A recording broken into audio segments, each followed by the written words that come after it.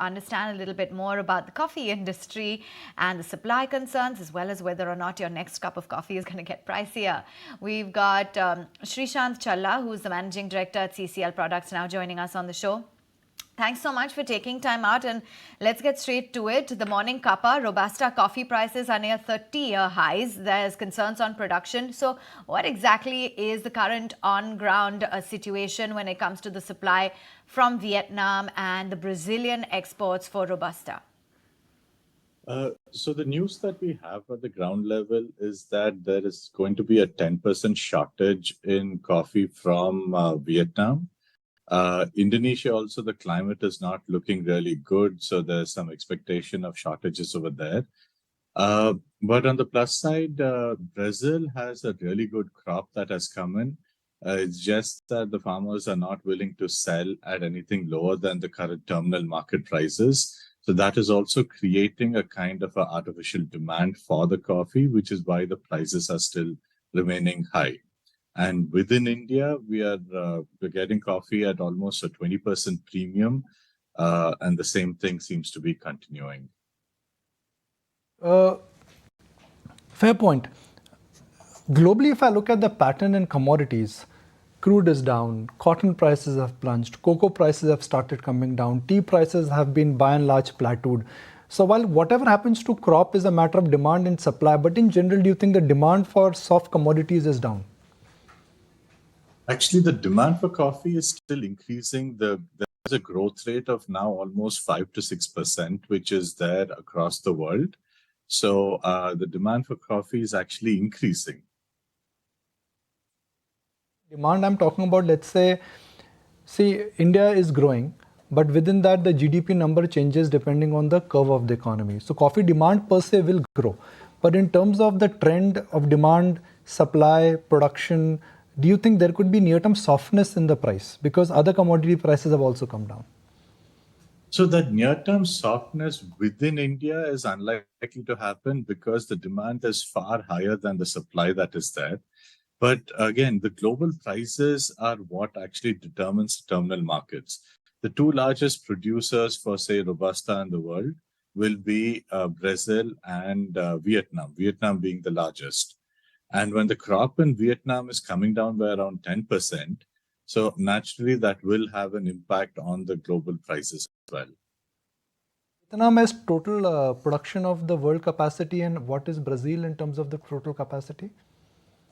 So total capacity, I'd say about, I don't have the exact numbers with me, but more than around 15% is coming from Vietnam. And Brazil will be following maybe around 10% or so. And then the rest of the countries follow. The pattern in the rest of the world, we've spoken about Brazil higher, Vietnam lower, that's 25%, there is 75%. What happens there? So for the balance 75%, there's several other countries which are there, let it be an Indonesia, a Colombia, India, Africa. So several other countries fall within the balance 75%. Within coffee category, there are a lot of categories. There is instant coffee, there is gourmet coffee. I mean, coffee is something which is becoming very driven by taste and in terms of the proposition. Which are the categories within coffees which are growing?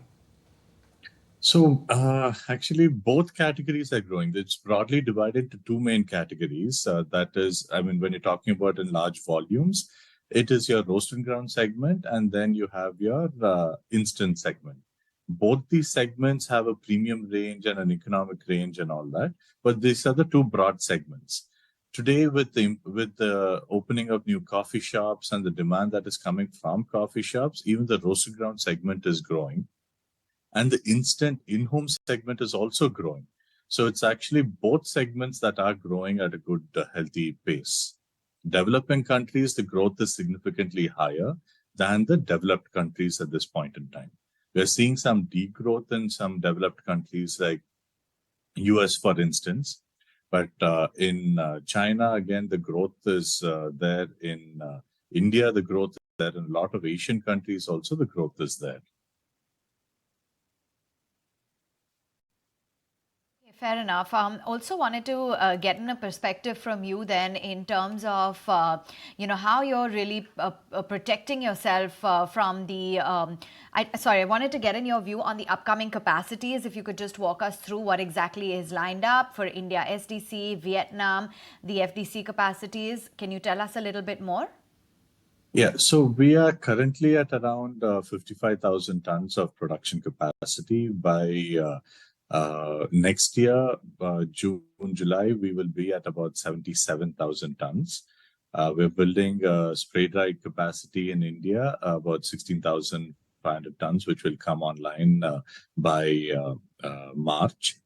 And we're building a freeze tank capacity of almost about 6,000 tons in Vietnam. And as far as the first question is concerned with respect to the impact of raw material on our company, we work on mainly a cost plus model. So it will, whether the prices go up or down, there's no real impact on our profitability or on our growth. So it's only the top line that will accordingly go up or down. Can you tell us a little bit more about your growth projections? Because the company has guided for a 20% revenue CAGR over the next couple of years. Are you revising your guidance or does this hold? No, we are maintaining the same guidance. And what is going to drive your growth down the line? Some of the key levers? So a lot of new markets that we're getting into, existing customers also, we've been increasing our volumes.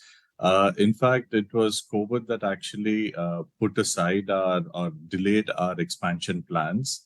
So that was the main reason. Otherwise, we would have expanded a little earlier itself. Now we're just playing catch up for the demand that is already increasing across the world. On board. Thanks much for taking time out and joining in. That's the word from the management of CCL products. Global demand is increasing and they are seeing as of now the coffee coming in at close to a 20% premium in India.